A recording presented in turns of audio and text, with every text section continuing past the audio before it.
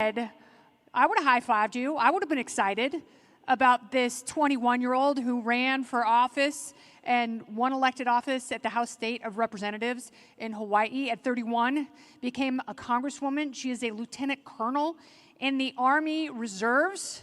She eviscerated Kamala Harris in one paragraph. She stood up to Hillary Clinton and the disinformation machine by calling her queen of the warmongers. She is awesome, she is right, and she is here. Give it up for former Congresswoman and my friend Double Shakas for Tulsi Gabbard. Yeah. Absolutely. Thank you. Thank you. Aloha. Kennedy is a fellow surfer, if you didn't know. And the last time I did an interview with her on her show, at the very end, she was asking about the surf in Hawaii, and she threw up double shakas, the whale tip. So anyway, inside joke. It is so great to be here with all of you at such a critical and important time. I'm grateful that you have taken on this most critical cause of defending our freedom. And we hear the Star-Spangled Banner, we read the words on the page, we talk about America, the United States of America being the land of the free and the home of the brave. But unfortunately, we are at a place and time in this country where increasingly our freedom is being called into question, and in some cases is being directly undermined. And it is the Democrat elite in Washington and the permanent establishment of the war machine made up of people from both political parties who, in their blind pursuit of power, are doing all that they can to undermine our individual rights and freedoms. Now, I served in Congress for 8 years, and I wish I could stand here and tell you, well, we'll give them a benefit of the doubt, that they have somehow forgotten the oath that they took to support and defend the Constitution of the United States. They have forgotten the intent of our founders about what they envisioned for this country. Maybe they've forgotten that our founders recognized that power and liberty are natural enemies. Maybe they've forgotten that our founders saw in themselves their most important task to contain government power and protect individual liberties, recognizing that our unalienable rights and freedoms are not given to us by any individual or government entity, and therefore cannot be taken away by any individual or government entity. When I was in Congress, first year I was there, I was excited to learn about a tradition that occurs every year where members of Congress go to the House floor and each take turns reading portions of the Constitution out loud while in session. So I went and was glad to participate, but there weren't very many people there. I asked some of my Democrat colleagues at the time, I said, hey, did you know this was going on? Are you going to go down and participate? And most of the responses that I got was a scoff, saying, oh, that's just a right-wing Republican stunt. I was shocked. I was shocked. But when you look at the actions that are taking place, the policies that they're pushing forward, their complete disregard for the Constitution, then you can understand how the two match. And that's the unfortunate reality, is you can't give them the benefit of the doubt. It's not that they have forgotten their oath, they just don't care. They don't care about individual rights and freedoms. They don't care about our Constitution. What they care about is power and putting their own self-serving interests above all else.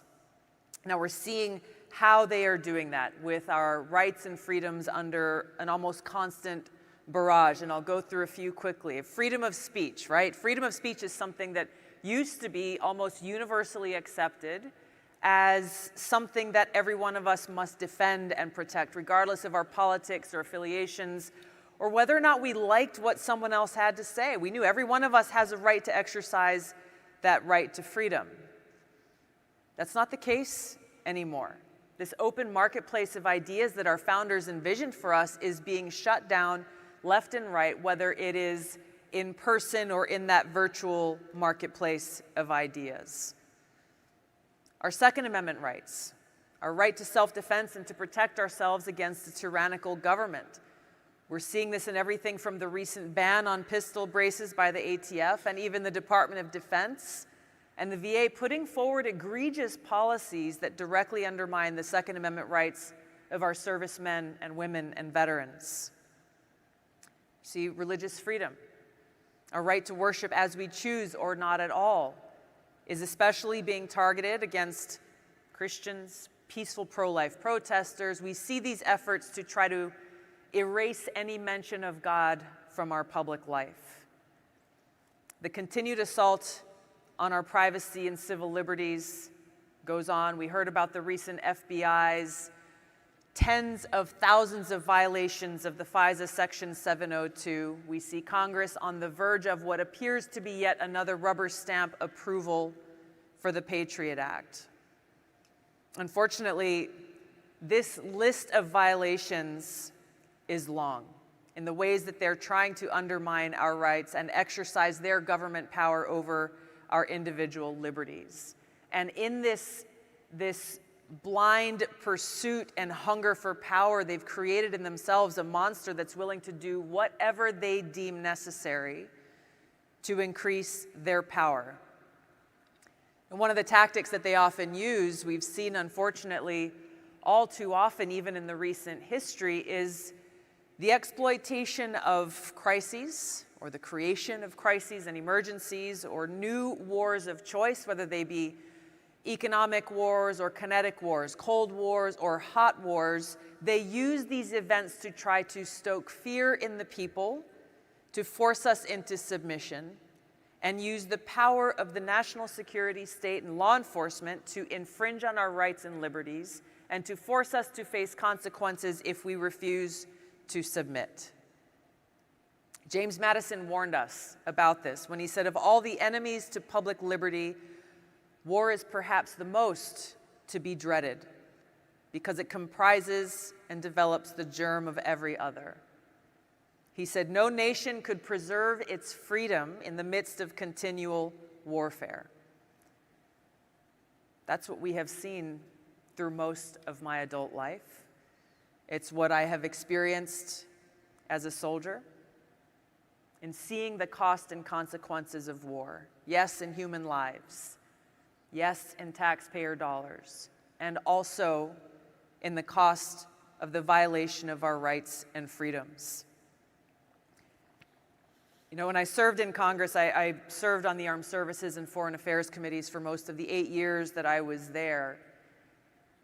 And I was astounded by the fact that every time the Patriot Act reauthorization came up, there were those of us, myself, Tom Massey, and others who recognized how deeply these laws had been violated and abused in the name of national security to go after our individual liberties. And so we introduced legislation to fix this egregious problem, this unconstitutional abuse of power.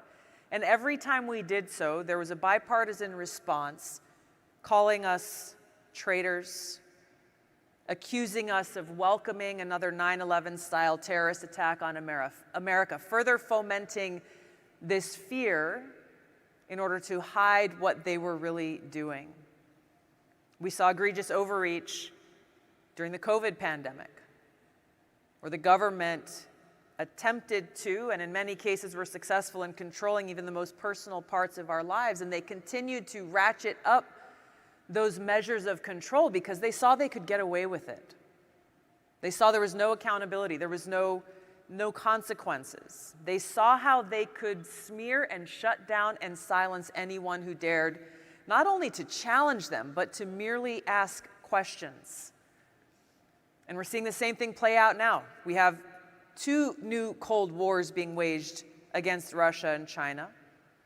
They're working with their friends in the propaganda media and in big tech to push their own narrative, but also to undermine the free speech and rights of anyone who dares to ask the questions every one of us should be asking as Americans, the questions every member of Congress should be asking. What is the true cost of these wars? How will they impact the everyday lives of the American people? How do they serve the best interests of the American people. A few months ago, Representative Comer, the head of the Oversight Committee, introduced legislation called the Protecting Speech from Government Interference Act. And it did exactly as it's titled. It would have prohibited federal officials from doing anything to squelch or censor free speech on the internet. I know you guys are going to be hearing from Matt Taibbi later, but he did an important job in exposing how the FBI both directly and indirectly got Twitter to silence certain people's voices. Now they will say, well, this was done to silence Russian bots or prevent foreign governments from spreading disinformation online, but the reality was most of the people that they were censoring were Americans. They were members of Congress, like myself. They were small business owners. They were heads of nonprofits. They were other journalists. They were everyday Americans who happened to disagree with the narrative of permanent Washington and the Biden administration, and therefore needed to be silenced. Now, every single Republican in Congress voted for this. Every single Democrat voted against it. Their reason? They said, well, the government has an important role to play in making sure, quote unquote, disinformation is silenced in this country. And who gets to decide what disinformation is? They do. They have appointed themselves as the sole authority who gets to determine what is information versus disinformation. And I want to share with you two quotes from Democrats in Congress that kind of stopped me in my tracks. First is Representative Goldman, who's a Democrat from New York. He said that voting against the resolution was a way to stand, quote, with free speech and American democracy. That's a direct quote. Because he feels that the government has the responsibility to stop Russia and China from spreading disinformation. So what is disinformation in their eyes? Well, we know this from what they've done. Disinformation is censoring the contents of Hunter Biden's laptop from voters so that they didn't have the chance to see what was really going on before the 2020 election. There are a lot of other examples we could point to there. There's a Representative Landsman from Ohio who said, quote, why are we being asked to ban American officials from trying to stop propaganda from foreign adversaries like Putin? Why are some proposing we leave Syria, which Putin wants? Why is the call to abandon Ukraine continuing to emerge from some members? He goes on to say, remember, and I'm quoting him, remember, Hitler did this. He used Americans to spread his propaganda, and it cost millions their lives. Putin is doing the same thing. So, to be clear, this congressman from Ohio feels that Americans who dare to say, hey, we need to stop writing blank checks to fund this proxy war against Russia via Ukraine must be silenced. He feels that anyone who says, hey, we need to bring our troops home from Syria are Russian propagandists and must be silenced. This is dangerous because this is coming from people who are in great positions of power to actually act on this nonsense. Now, so far, the Senate has refused to take up this legislation that was passed by Republicans in the House. The court has taken action, banning the federal government from having any contact with social media companies for the purpose of censoring free speech. The Biden administration's response, again, was very bold. They are blatant. They're not even trying to hide it. They said that they're challenging this ruling because they're concerned it will limit their attempts to counter domestic extremism. Who gets to say what domestic extremism is? Well, we can look to them because we know what they say. President Biden declared MAGA Republicans and Trump supporters as the greatest threat to our democracy. Maybe they're referring domestic extremists to the, quote, radical traditional Catholics that the FBI has deemed a threat. Why? Well, in part because they prefer traditional Latin Mass. Maybe it's the parents who are going to Board of Education meetings and protesting against the overt sexualization of their kids that's happening in our schools, or those who stand up and protest the irreversible mutilation of our kids in the name of gender-affirming care. These are the people that our government, the Biden administration, sees as domestic extremists. These are the people that they want to silence. The Biden administration also expressed that this court ruling would cause, quote, great harm. They're telling the truth. It would cause great harm to their power, to their ability to control us by controlling what information we are allowed to read, what we are exposed to, whose voices we are allowed to hear. What's dangerous about all this is they're directly and indirectly using the national security state and law enforcement, the propaganda media and big tech, all working together in this cabal to silence those who hold views they find objectionable and therefore who threaten their power. They try to intimidate us into silence, into self-censorship by using their smear, attack, and destroy tactics. Hillary Clinton used it against me during the 2020 presidential campaign when she said I'm a traitor, a lie that was repeated over and over and over again. People actually believed this baseless lie. Mitt Romney called me a treasonous liar, which as a soldier is an offense punishable by death. Again, presenting no evidence, but calling me this because I said, hey, there are US-funded biolabs in Ukraine that the Department of Defense has reported that in the midst of a war could be compromised and create yet another global pandemic and crisis. We should probably do something about that. That was grounds for being called a treasonous liar. Anyone who stands up and says, hey, we should not be the policemen of the world. We should not be waging regime change wars around the world. Their label for us is you're a dictator lover. You're a stooge for whatever dictator is in question. Senator Rand Paul being called a Putin puppet because he says we should have some accountability for the money and weapons that we are sending to Ukraine. Reasonable request in the wake of all of the waste and fraud and abuse that we saw for the last 20 years in Afghanistan and Iraq. We're seeing the same thing happen with Robert F. Kennedy Jr. right now. They're throwing everything but the kitchen sink at him to try to discredit him as a person and call his character into question so that voters don't pay attention to him. They've used these tactics over and over and over again because they work. Most people don't want to go through what we have been through and what we continue to go through. Most people don't want to be called these names. Most people don't want to be on the receiving end of these attacks and therefore resort to self-censorship. There's no accountability. There's no check on this abuse of power, not even from the media. We have rare journalism coming from people like Matt Taibbi and Glenn Greenwald who have the courage to speak the truth, but more and more we see journalism is gone. That fourth estate that we used to be able to trust to speak the truth, to speak truth to power, to tell us what we need to know that the government wouldn't, is largely gone.